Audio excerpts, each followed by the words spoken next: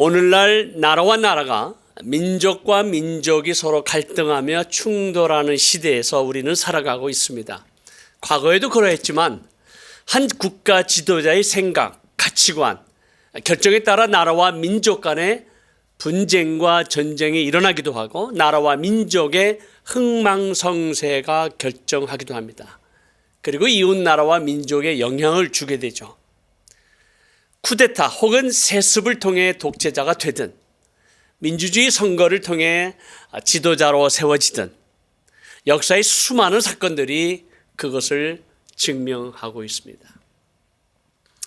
요즘 언론에서 자주 등장하는 러시아의 푸틴, 우크라이나의 젤렌스키, 또 팔레스타인 가자지구의 하마스 시누아르, 또 레바논 헤즈볼라의 나스랄라, 이란 하메네이, 또 이스라엘 네타냐후, 중국의 시진핑, 튀르키 에르도안, 북한 김정은. 그리고 11월 5일 미국 대선에서 트럼프와 해리스가 누가 대통령이 될 것인가 전 세계가 주목하고 있습니다. 대부분의 지도자들은 자신의 공로와 치적을 내세우고 연약한 모습을 감추기에 급급할 뿐만 아니라 자신을 합리화하고 권력의 정당성을 주장하고 또 영웅적인 모습으로 포장하거나 심지어 없는 것을 만들어내기까지도 합니다. 자신을 공격하거나 반대하는 상대방을 가차없이 차단하고 죽이기도 하죠. 오늘날 그런 종류의 지도자는 공산국가 혹은 이슬람 국가의 독재자들입니다. 하나님의 존재를 인정하지 않고 거부하는 지도자들을 향한 하나님의 심판과 멸망은 이미 역사를 통해 증명되었음에도 불구하고 사탄과 악한 영들의 지배와 영향 아래에 있는 지도자들이 있죠. 공산주의 국가의 독재자는 신적인 존재가 돼서 국가 자체가 사이비 종교 집단화가 되고 있습니다. 과거의 레닌, 모태똥, 김일성은 아직도 그 나라와 민족 가운데 신적인 존재로 숭배를 받고 있습니다.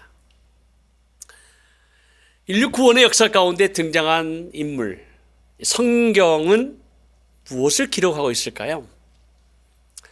아브라함은 유대교, 이슬람교, 기독교 이 세 종교의 믿음의 조상입니다. 성경은 아브라함이 위대한 영웅으로 신격화하거나 치장하는 것이 아니라 오히려 자신의 목숨을 건지기 위해서 아내를 누이라 2번이나 속이는 거짓말쟁이로 또 초기에 하나님을 알아가는 과정에서 하나님을 잘 믿지 못한 의심쟁이로 나타납니다. 이스라엘의 민족의 지도자 모세는 분노 조절을 못하고 살인죄를 저지르고 도망자로 살다가 하나님의 부르심을 받았지만 십계명을 부서뜨리고 지팡이로 반석을 2번이나 내리치는 화를 잘 참지 못하는 성격의 소유자였습니다. 가장 위대한 왕 다윗은 골리앗을 죽인 영웅이었지만 간음죄와 살인죄를 범한 범죄자였습니다. 솔로몬은 지혜의 왕이었지만 말년에 우상을 숭배하는 죄를 범합니다. 이 수많은 지도자들의 잘못된 판단과 결정 때문에 백성들이 범죄하게 되고 하나님으로부터 징계와 심판을 받는 사건을 통해서 성경은 오직 여호와 하나님만이 창조자요, 구원자요, 통치자요, 의로우신 분임을 선포하고 있습니다. 따라서 어떤 지도자라도 하나님 앞에서 피조물이고 죄인입니다. 지도자라도 하나님의 은혜로 구원을 받아야 할 존재라는 것. 그리고 지도자의 죄는 반드시 지적되고 심판을 받게 된다는 그 하나님의 공의와 정의에 대해서 성경은 말씀하고 있습니다. 따라서 마지막 때를 살아가는 우리는 이 3가지를 기도해야 합니다. 첫째는 역사의 주관자이신 하나님을 신뢰하고 지도자를 위해 기도해야 합니다.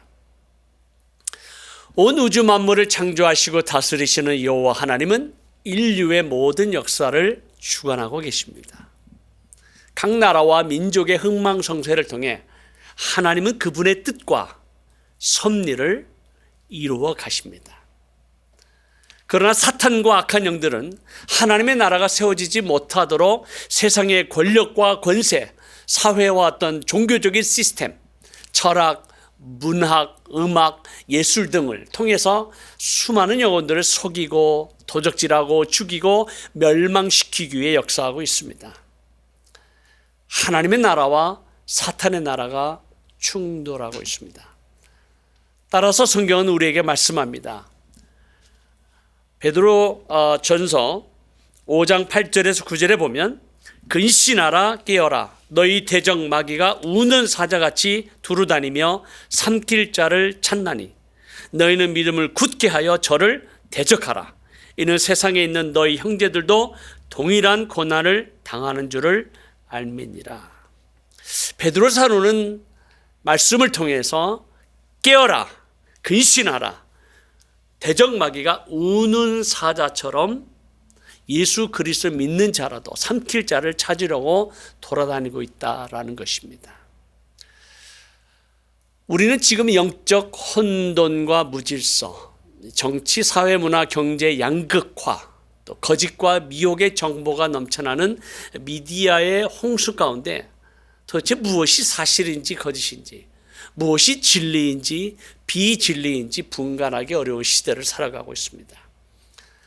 따라서 이런 시대에서 하나님을 두려워하고 진리 가운데 백성을 행복과 평안을 추구하는 어떤 지도자가 세워지기를 우리가 간절히 원하지만 우리의 생각과 마음에 들지 않은 지도자가 세워진다면 어떻게 해야 될까요? 로마서 13장에 각 사람은 위에 있는 권세들에게 복종하라. 권세는 하나님으로부터 나지 않음이 없나니 모든 권세는 다 하나님께서 정하신 바라. 그러므로 권세를 거스리는 자는 하나님의 명을 거스림이니 거스리는 자들은 심판을 자취하리라. 때로는 이 로마서 13장에 나와 있는 이 말씀은 참 우리가 받아들이기 쉽지 않은 말씀입니다. 악한 왕이라도 악한 지도자라도 우리가 복종해야 하는가? 각자의 믿음의 판단과 가치관대로 우리가 결정하겠지만 성경 말씀을 그대로 우리가 적용한다면 모든 권세는 하나님께서 주신 것이기 때문에 이 세상의 권세 아래 우리가 복종해야 된다라고 우리에게 권면하고 있습니다. 자세하게 우리가 말씀을 드릴 수 없지만 디모데전서 2장 1절과 4절에서 우리에게 중요한 권고의 말씀을 하고 있습니다. 그러므로 내가 첫째로 권하노니 모든 사람을 위하여 간구와 기도와 도구와 감사를 하되 임금들과 높은 지위에 있는 모든 사람을 위하여 하라. 모든 사람을 위해서 기도하되 특별히 임금들, 오늘날로 말하면 대통령이겠고 또 사회의 어떤 지도자들이겠고 또 높은 지위에 있는 모든 사람을 위해서 기도하라라고 말합니다. 이유가 있죠. 왜냐하면 이는 우리가 모든 경건과 단정함으로 고요하고 평안한 생활을 하려 함이라. 이것이 우리 구주 하나님 앞에 선하고 받으실 만한 것이니 하나님은 모든 사람이 구원을 받으며 진리를 아는 데에 이르기를 원하시느니라. 이 세상의 지도자들이 하나님을 두려워하고 또 예수 그리스도를 믿는 성도들이 경건과 단정함으로 고요하고 평안한 생활을 할 수 있도록, 그리고 지도자도 구원을 받아야 되고 진리를 아는 데 이르도록 우리는 지도자들을 위해서 계속해서 기도해야 합니다. 둘째는 교회와 성도가 깨어나기 위해 기도해야 합니다. 교회와 성도가 깨어나기 위해 기도해야 된다. 올해 7월 15일 캘리포니아에서 유치원부터 고등학생에 이르기까지 부모에게 알리지 않고 성전환 수술 없이 자신의 성별을 결정하는, 그래서 트랜스젠더 학생 보호 법안 AB 1955 법안이 통과되었습니다. 그 말인즉슨 학교의 교사가 학생의 이름이나 성별을 변경할 사실을 변경하게 되면 이 부모나 타인에게 알리면 합법적으로 해고가 가능하고, 커밍아웃은 학생 본인의 결정에 달려 있다라는 것이죠. 자녀 성별에 관해서 부모의 권한도 권리가 없는 것입니다. 무서운 세상이죠. 그리고 또 동성결혼의 합법적인 결정은 2015년 미국에서, 그리고 2024년 현재 기준으로 세계 44개 국가에서 허용하고 있습니다. 지금 창조의 질서를 무너뜨리는 이 거센 파도가 교회와 가정에 밀려오고 있습니다. 심지어 성도의 자녀들이 떠내려가고 있습니다. 이러한 결정, 이 민주주의는 다수의 의견을 따라 법이 결정되기 때문에 세상 사람들이 하나님의 존재를 인정하지 않고 그 마음에 하나님 두기를 싫어하면 결국은 하나님을 대적하는 법들이 만들어지게 되고 세상은 더욱 타락할 것입니다. 따라서 수많은 이 세상의 이 권세들이나 또 악한 영들이 이 사람들의 생각과 마음을 사로잡고 하나님으로부터 멀어지게 하고 하나님의 법에 따라가지 못하도록 그들을 미혹하고 있기 때문에 오늘날 교회와 성도들이 깨어나 정신을 차리고 중보자로 잃어버린 영혼들을 위해서 기도하고 악한 영들을 대적해야만 합니다. 음부의 권세가 이길 수 없는 교회가 바로 이 세상의 유일한 희망이요 등대의 역할을 감당하기 위해서 우리 모든 성도들이 깨어나도록, 교회가 깨어나도록 기도해야 됩니다. 에베소서 5장 14절에 그러므로 이르시기를 잠자는 자여 깨어서 죽은 자들 가운데서 일어나라. 잠자는 자여 깨어 일어나라. 그리스도께서 너에게 비추이시리라 하셨느니라. 셋째로 하나님의 나라가 속히 임하도록 기도해야 됩니다. 이 세상은 과학이나 또 의학의 발달로 유토피아가 결코 될 수 없습니다. 그런 세상, 유토피아는 오지도 않을 것입니다. 이 세상은 종말을 향해 달려가고 있습니다. 그리고 반드시 그 후에 심판이 있게 됩니다. 우리의 유일한 소망은 하나님의 나라가 완성되는 것입니다. 이미 우리 가운데 있는 이 하나님의 나라는 열방과 민족 가운데 계속해서 확장되고 있으며 예수 그리스도께서 만왕의 왕으로 만주의 주로 오실 때 하나님의 나라가 완성될 것입니다.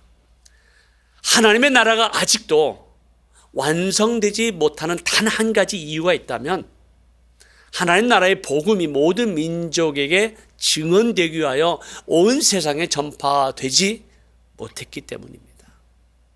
그러므로 우리는 반드시 끝내야 할 unfinished task, 미완성 작업이 있습니다.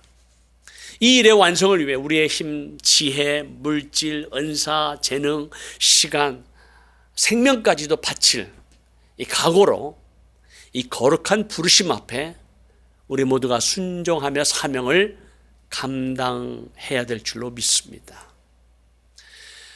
언젠가 우리의 사명을 마치는 그날, 우리의 왕이시며 통치자이신 여호와 하나님의 영광과 존귀와 능력과 권세를 경험하는 그의 나라가 완성될 것입니다. 오직 여호와 하나님 한 분만이 우리의 지도자이십니다. 할렐루야.